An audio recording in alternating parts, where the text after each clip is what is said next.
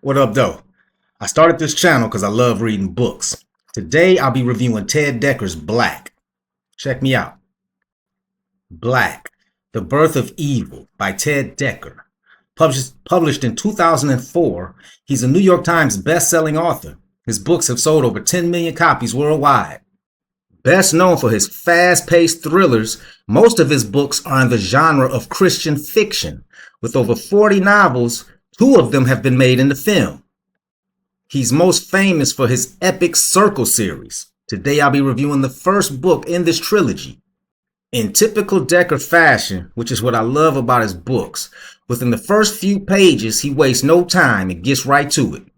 The book begins by introducing us to our main antagonist, Valborg, a ruthless, brilliant, deeply twisted billionaire who operates from a granite fortress in the Swiss Alps.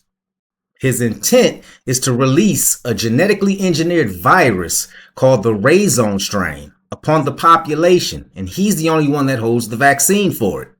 Next, we meet our hero, Thomas Hunter, who unbeknownst to him has an assassin sent for him by Valborg because of the strange dreams that he will begin to have. This will be explained later on. Anyway, a chase begins and bullets start to fly.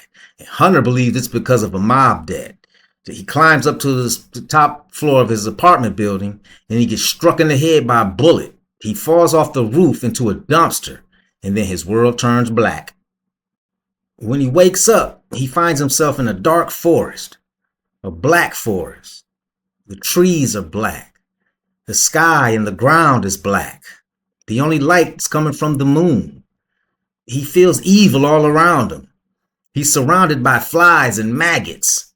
And he looks over and he sees hanging upside down from a tree a gigantic bat. This begins the story of Black. Ted Dekker's fantasy thriller follows the journey of Thomas Hunter, a man that discovers when he falls asleep on Earth, he wakes up in an alternate reality, and vice versa. Thomas is forced to live 2 lives. In this one, he's trying to stop a deadly virus from being unleashed. And in the other, he's in an epic battle against the personification of pure evil.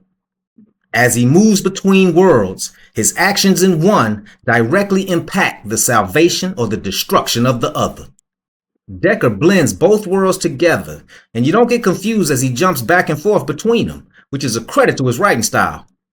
Now, one world takes place in the 21st century.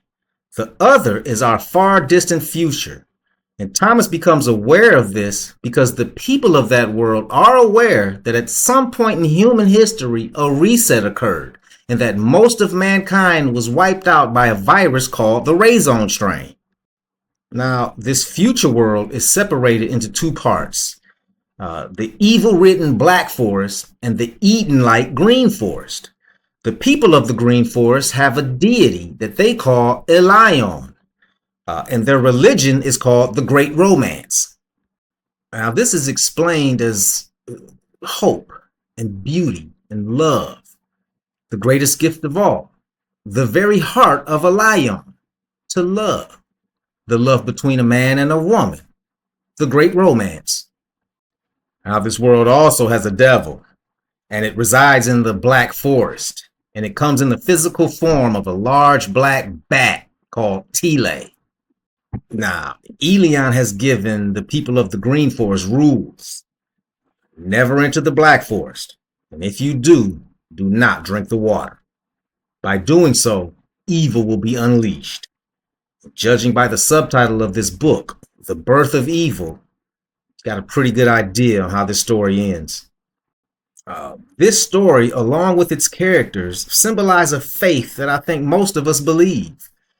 I love Ted Dekker's books.